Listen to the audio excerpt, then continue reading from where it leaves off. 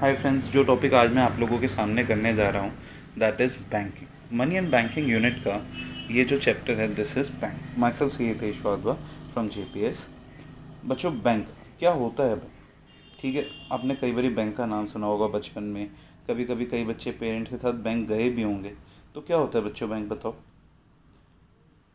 Bank एक जगह होती है जहाँ पे इंडिविजुअल जाता है, पैसे जमा कराता है और दूसरे इंडिविजुअल्स को यहाँ से लोन मिलता है। क्योंकि बैंक जो है उसके पास जो डिपॉज़िट आता है वो अपने पास तो रखेगा नहीं, वो उसका लोन देगा। क्योंकि जो उसने डिपॉज़िट लिया उस पर से इंटरेस्ट देना है, तो यहाँ से उसे इंटरेस्ट मिलता है और यहाँ वो इंटरेस्ट देता है। ठीक है, ये वाले बैंक की अगर आप फ़ोटो पहचान पाएँ तो ये वाला होता है बेला चाओ बेला चाओ। चलो जी, हम आगे बढ़ते हैं। आइए ज़रा बैंक की डेफिनेशन देखते हैं। Bank is a financial institution जो फंड से रिलेट करता है, that accepts the deposit withdrawable by check और अदरवाइज। अब इस अदरवाइज का मतलब क्या है? जो हमने बैंक में डिपॉजिट करे हैं दोस्तों, उसे हम या तो चेक से निकाल सकते हैं या फिर अदरवाइज, मतलब अदर देन चेक। तो अदर देन चेक बैंक से कैसे पैसे निकाले जाते हैं? तो अदर देन चेक निकाले जाते हैं ATM से, डिमांड ड्राफ्ट से, money transfer NEFT, repayable on demand और अदरवाइज। कई बार हम बैंक से पैसा मांगते हैं तब बैंक हमें पैसा वापस कर देता है, कई बार नहीं मांगते तब भी दे देता है। सर ऐसा कब होता है? अगर हमारी FD मैच्योर हो जाए, अगर हमारा इंटरेस्ट ड्यू हो जाए। And advances loans of various sort, अलग अलग तरीके के अलग अलग किस्म के लोन देते हैं। हमारे देश में दो प्रकार के बैंक होते हैं, central bank and commercial bank. आइए ज़रा समझते हैं। कमर्शियल बैंक बच्चे ही वही बैंक है जिसके बारे में मैंने अभी आपको बताया, जिसकी डेफिनेशन मैंने आपको कराई। तो कमर्शियल बैंक एक ऐसा बैंक होता है accept the deposit withdrawable by cheque और अदरवाइज रीपेबल ऑन डिमांड, मतलब जब मांगेंगे तब मिल जाएंगे, और otherwise and advances loans of various sorts, अलग अलग तरीके के लोन देता है। बट एक लाइन ऐड हो जाती है, with the motive of earning profit. और जब मैं बात करता हूँ सेंट्रल बैंक की, मतलब देश का सबसे बड़ा bank apex bank, which regulates the monetary system and banking system, money supply को भी और देश के बाकी सारे बैंकों को भी। सबसे बड़ी बात, ये हमारे देश की लक्ष्मी माता है, ये सारे करेंसी नोट इशू करते हैं and it is banker to the government. जैसे हमारा बैंक PNB एक्सिस है, तो इनका बैंक गवर्नमेंट का bank RBI। Functions of central bank पे आते हैं। पहला फंक्शन सेंट्रल बैंक का, इशूअर ऑफ करेंसी। हमारे देश में जितनी भी करेंसी इशू होती है उसकी सोल मोनोपली RBI को दी गई है। ये सारी करेंसी वही इशू करें और ये करेंसी सर्कुलेट करती है as a legal tender money, मतलब जिसे सबको मानना पड़ता है। RBI सारी करेंसी इशू करता है ऑफ ₹2 एंड अबव। अगर कभी सेंट्रल गवर्नमेंट को पैसों की कमी पड़ती है तो सेंट्रल गवर्नमेंट RBI से पैसे ले सकता है, RBI उन्हें लोन दे देगा और उनको लोन देने के लिए नई करेंसी छाप देगा। इस प्रक्रिया को हम कहते हैं डेफिसिट फाइनेंसिंग और मोनेटाइजेशन ऑफ करेंसी। RBI को सोल मोनोपली क्यों दी गई? ताकि हमारे देश में, पूरे देश में एक जैसी करेंसी हो। ये नहीं कि हर स्टेट की एक अलग करेंसी है। जम्मू कश्मीर की करेंसी है, वहाँ अच्छी अच्छी वादियाँ हैं, सुंदर सुंदर माहौल है, साइड में एक कुत्ते बैठे हुए हैं, वो समझ गए होगा मैं किन की बात कर रहा हूँ। They have a direct control over. और दिल्ली की करेंसी काली होगी पोल्यूशन की वजह से, गुजरात की करेंसी में खांडवा फाफड़ा होगा, असम की करेंसी में ग्रीनरी होगी, गोवा की तो करेंसी सबसे अमेजिंग होएगी।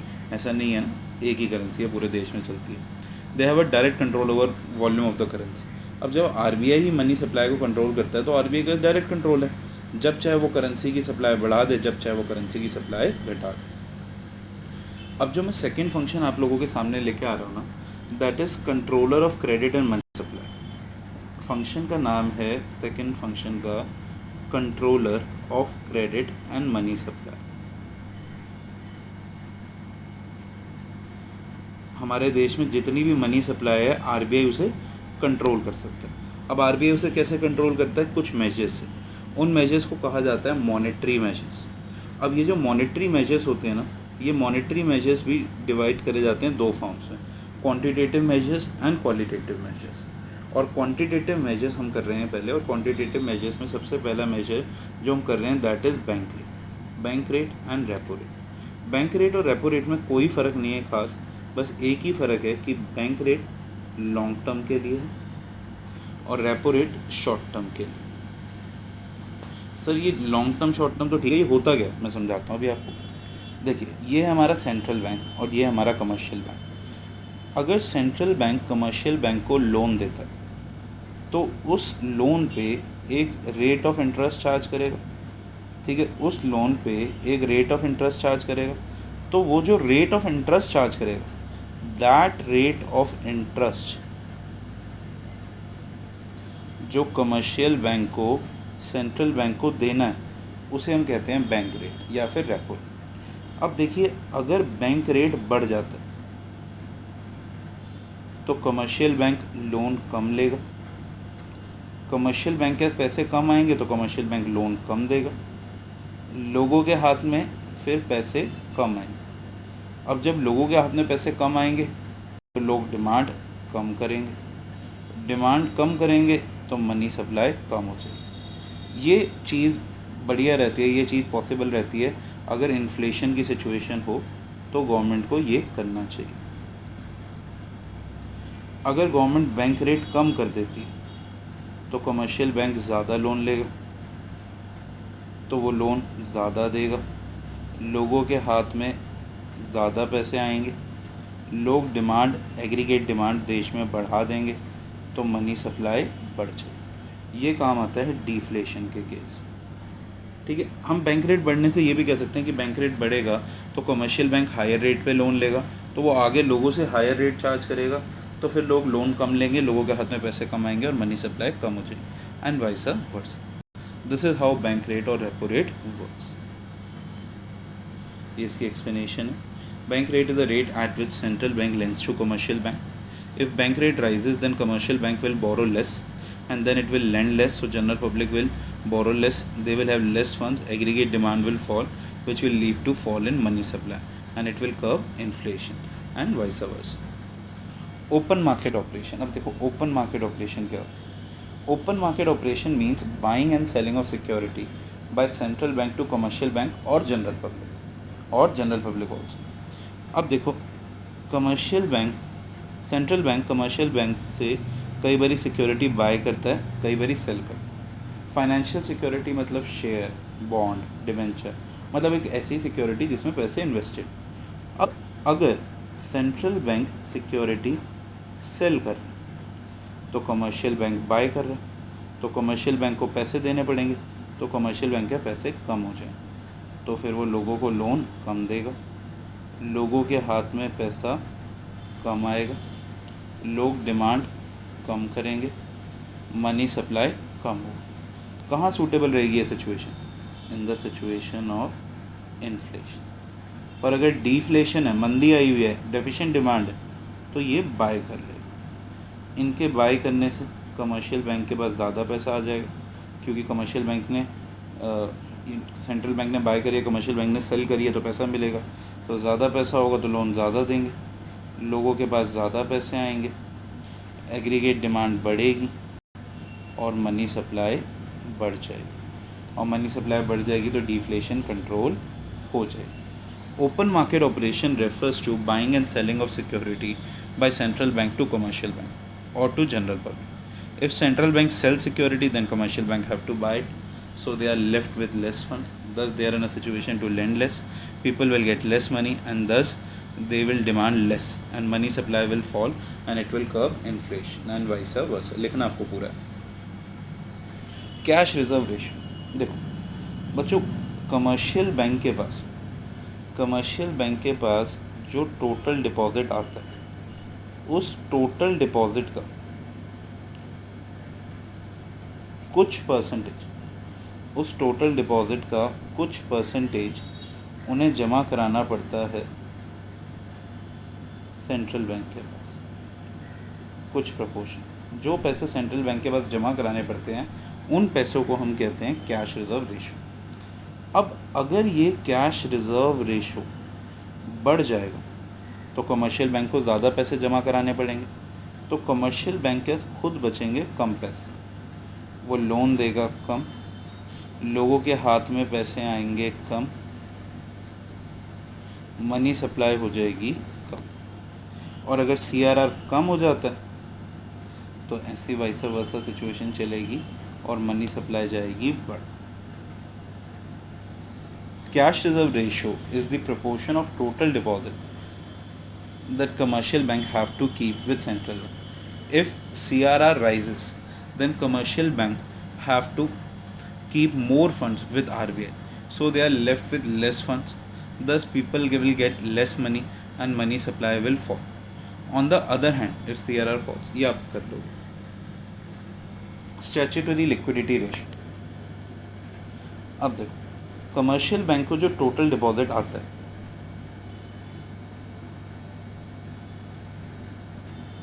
उस टोटल डिपॉजिट का कुछ परसेंटेज उन्हें अपने पास ही रखना पड़ता है लिक्विड फॉर्म में। अब ये क्यों रखना पड़ता है? अरे भैया, जिन्होंने पैसा बैंक में जमा कराया है, कल को वो मांगने आएंगे तो उन्हें मना थोड़ी कर दोगे कि भैया पैसे ख़त्म हो गए।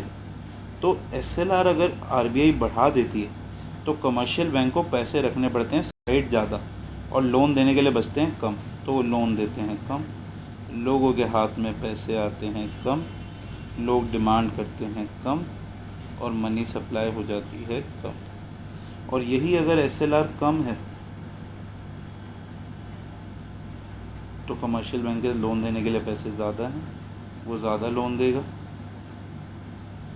लोगों के हाथ में ज़्यादा पैसे आएंगे, वो डिमांड ज़्यादा करेंगे और मनी सप्लाई बढ़ जाएगी। तो this is to curve inflation and this is to curve deflation. I hope ये बात समझ आती है। स्टैट्यूटरी लिक्विडिटी रेशियो क्या? मतलब हमारे टोटल डिपॉजिट का कुछ परसेंटेज जो हमें अपने पास ही रखना है। प्रपोर्शन ऑफ टोटल डिपॉजिट मतलब demand deposit and net time liability मिला के बनता है total deposit, which commercial bank are required to keep with themselves and cannot be use for lending purpose. If SLR rises, then commercial bank have to keep aside more fund, thus they lend less fund, general public get less funds, money supply falls, and it helps to curb inflation and vice versa. Reverse repo rate, reverse repo rate क्या होता है? वैसे real life में reverse repo rate इतना ज़्यादा use नहीं होता, पर ठीक है फिर भी हमें करना है। अगर कमर्शियल बैंक कभी लोन देती है RBI या डिपॉजिट कराती है तो उस लोन पे एक इंटरेस्ट मिलता है RBI से कमर्शियल बैंक को, तो उस इंटरेस्ट के रेट को हम कहते हैं रिवर्स रेपो रेट। अब अगर ये रिवर्स रेपो रेट ज़्यादा होगा तो कमर्शियल बैंक को बहुत बेनिफिट दिखेगा, तो कमर्शियल बैंक इनके पास पैसा जमा कर इन्हें लोन दे देगी और पैसे बचेंगे कम, तो वो जनरल पब्लिक को लोन देगी कम, लोगों के हाथ में पैसा आएगा कम, एग्रीगेट डिमांड हो जाएगी कम और मनी सप्लाई हो जाएगी कम। और अगर रिवर्स रेपो रेट कम है तो इसका उल्टा होगा और मनी सप्लाई बढ़ जाएगी। Reverse repo rate is the rate at which commercial bank lends to central bank. अगर रिवर्स रेपो रेट बढ़ गया, commercial bank will deposit more fund with RBI, so they are left with less fund and thus they lend less, money supply falls and aggregate demand falls and vice versa. अब हम अगली चीज़ पे आते हैं, banker agent and advisor to government. अब जैसे आपका मेरा अकाउंट होता है एक्सिस में, येस बैंक में, ICICI में, कोटक में, HDFC में, कॉरपोरेशन बैंक में, तो ये तो है कमर्शियल बैंक। हम छोटे लोग, हमारे बैंक छोटे, गवर्नमेंट बड़ी तो गवर्नमेंट का बैंक बड़ा। तो गवर्नमेंट का बैंक कौन? RBI। Central bank act as an agent advisor to the government. Central bank maintains the banking department of the government. वो देखता है उनका बैंकिंग डिपार्टमेंट, मतलब उनमें कौन से पैसे आ रहे हैं, जा रहे हैं, उनका बैलेंस कितना है, वो RBI संभालता है। It takes their inter bank transfer इधर से उधर।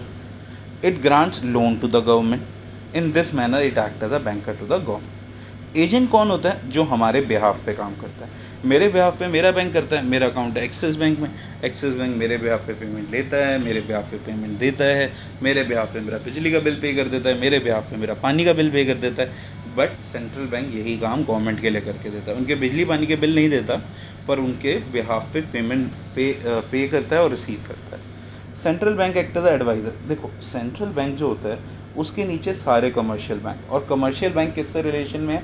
कमर्शियल बैंक रिलेशन में है जनरल पब्लिक से। तो सेंट्रल बैंक को पूरा का पूरा क्या कहते हैं इन्फॉर्मेशन होती है, ब्यौरा होता है कि क्या चल रहा है इकोनॉमी में, इन्फ्लेशन है, डिफ्लेशन है।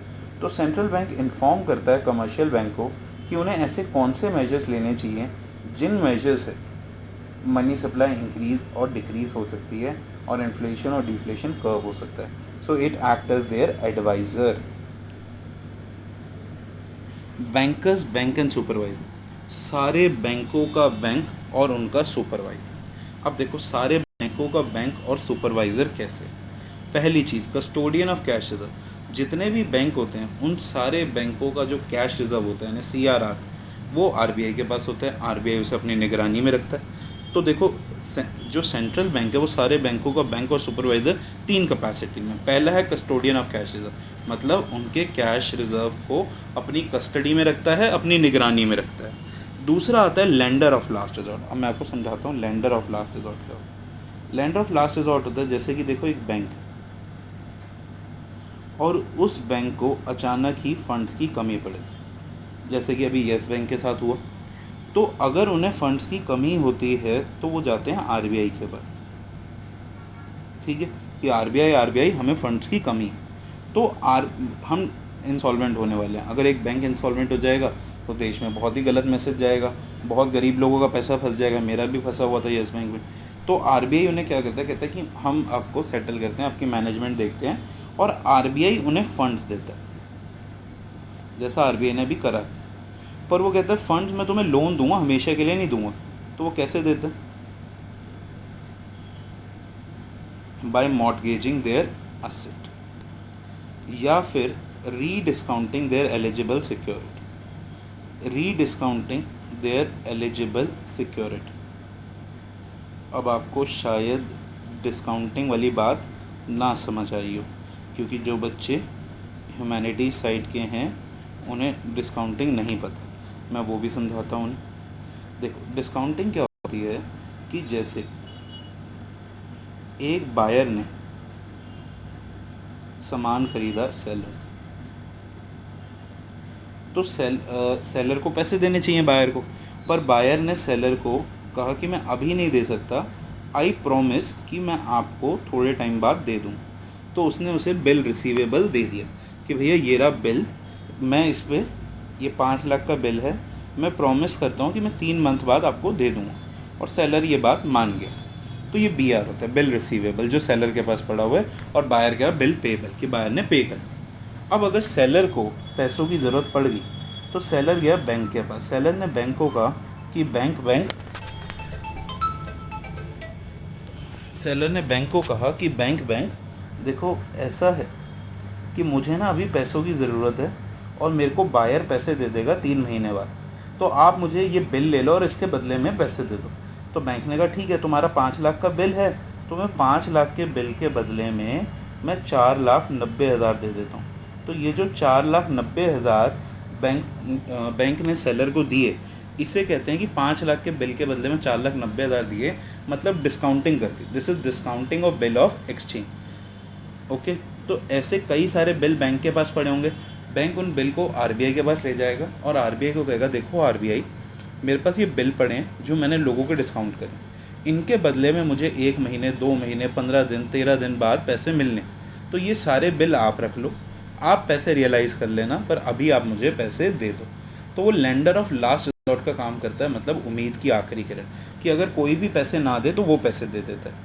Under when commercial bank faces shortage of fund, financial crisis, then central bank affirms their solvency, मतलब उन्हें डूबने नहीं देता और उन्हें फाइनेंशियल एसेट देता है। कैसे?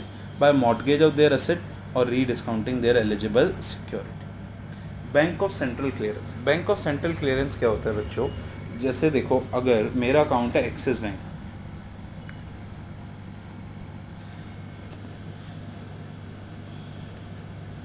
मेरा अकाउंट है एक्सिस बैंक, एक बच्चे ने मुझे चेक पे करा, पर वो चेक था PNB का, मैं अपने अकाउंट में जाके डालूँ। अब एक्सिस ऐसा नहीं करेगा कि PNB से फ़ोन पे बात करेगा और कहेगा मैं चेक क्लियर कर दूँ, नहीं, वो उस चेक को स्कैन करेगा, ट्रंकेट करेगा और अपने पोर्टल पे डाल देगा, और पोर्टल का लिंक खुलेगा PNB के पास। फिर PNB चेक करेगा क्या जिस बंदे ने चेक दिया है उसका अकाउंट हमारे पास है, क्या उसके अकाउंट में इतना बैलेंस है, क्या उसके अकाउंट का ये चेक नंबर है, क्या उसके सिग्नेचर मैच हो रहे हैं, और अगर मैच हो रहे होंगे तो वो उसे झंडे हरी झंडी दिखा देगा एक्सिस बैंक को कि हाँ, और जैसे ही वो हरी झंडी दिखाएगा ये चेक बन जाएगा क्लेम। अब ऐसे काफ़ी सारे चेक क्लेम बन जाएंगे, तो शाम को आरबीआई के पास खुलेगा पोर्टल दोबारा। अब आरबीआई जो है इधर से पैसे इधर ट्रांसफ़र कर देगा। वो पीएनबी का जो कैश रिज़र्व पड़ा हुआ है ना उसके पास, पीएनबी के कैश रिज़र्व से एक्सिस के कैश रिज़र्व में पैसे ट्रांसफ़र कर देगा और चेक क्लियर हो जाएगा। अब बैंक में receive checking claim of another bank, जैसे कि Axis receive checking claim of PNB. So in this case central bank act as the clearing house. Central bank के पास सबके cash reserve, so it become easy and convenient to act as the clearing house, क्योंकि वो इधर के पैसे उधर कर देते हैं। All commercial bank have their account with central bank, so they settle there claims by making the entry of debit and credit. एक का डेबिट करा, दूसरे का क्रेडिट करा और चेक क्लियर हो। कस्टोडियन ऑफ फॉरेन एक्सचेंज, देश में जितना भी फॉरेन एक्सचेंज है उसका सारा कंट्रोल आरबीआई के पास होता है। As per foreign exchange management act, जितना भी डिपॉजिट आता है एक कमर्शियल बैंक को एक देश में, वो सारा का सारा पैसा आरबीआई के पास जाना होता है। आप $10,000 से ज़्यादा पैसे अपने घर पे नहीं रख सकते। तो the central bank act as the custodian of country stock of gold and other prominent currencies like US dollar, pound, euros. All the foreign exchange transaction central bank से रूट होती हैं, and all the earnings in the foreign exchange transaction are deposited in the central bank. तो central bank responsible होता है to keep the external value of the currency constant. ये चीज़ हमने manage floating में पढ़ी थी। ठीक है बच्चों, आज के लिए यहाँ पे इतना ही। एक टॉपिक इसका रह गया मनी मल्टीप्लायर, मैं उसकी वीडियो भी जल्द डाल दूँगा। थैंक यू बच्चों।